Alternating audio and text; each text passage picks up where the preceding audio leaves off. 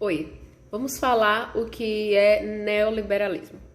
Primeiro, segundo o site dicio.com.br, define essa doutrina como uma forma moderna do liberalismo. Permite uma intervenção, existe uma permissão, né, no país que está adequado a esse tipo de doutrina, onde é permitido uma intervenção limitada do Estado no plano jurídico e econômico. Essa doutrina ela foi proposta por economistas franceses, alemães e norte-americanos na primeira metade do século XX.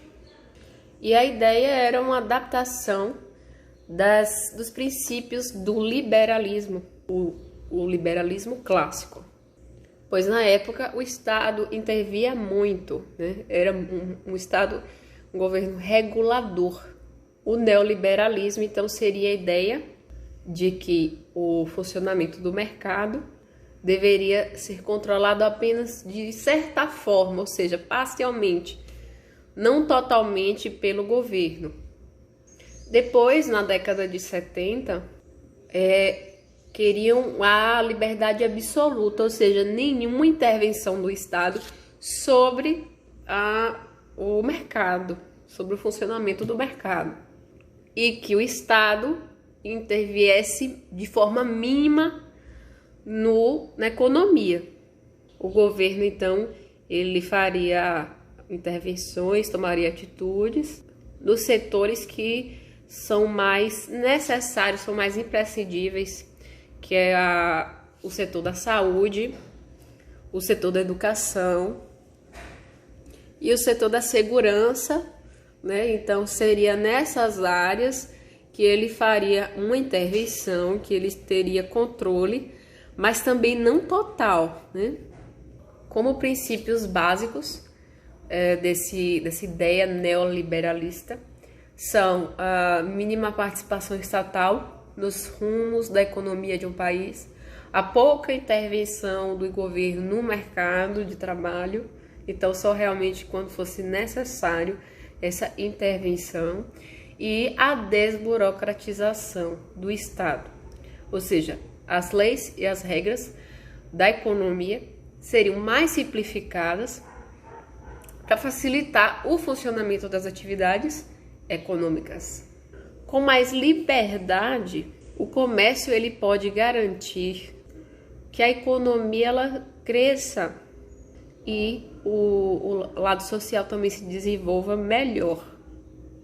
Existe também o lado ruim de estabelecer o neoliberalismo, porque pode haver perda de conquistas de leis, de direitos trabalhistas, a legislação das aposentadorias por conta da menor intervenção do Estado, pode haver uma alteração que prejudique os aposentados.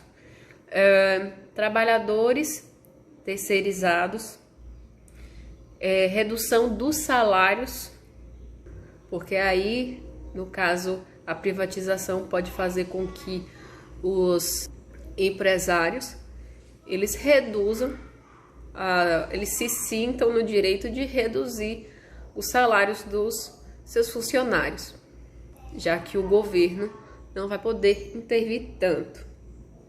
De certa forma, a economia neoliberal, com menos intervenção governamental, ela traz mais benefícios, ela traz mais vantagens para grandes potências. As empresas maiores, as empresas são multinacionais. O site Wikipedia traz uma informação muito relevante sobre a definição de neoliberalismo, porque em junho de 2016, o FMI, que é o Fundo Monetário Internacional, ele fala, né, do neoliberalismo como uma forma de nortear o crescimento econômico sustentável em países em desenvolvimento. Então, existe um artigo que diz que algumas políticas neoliberais elas poderiam ter efeitos nocivos a longo prazo. Porque, em vez de gerar crescimento, poderia aumentar desigualdade, colocando em risco uma expansão econômica duradoura. Isso é prejudicando o nível e a sustentabilidade do crescimento. Então, cada um enxerga o lado bom e o lado ruim do neoliberalismo.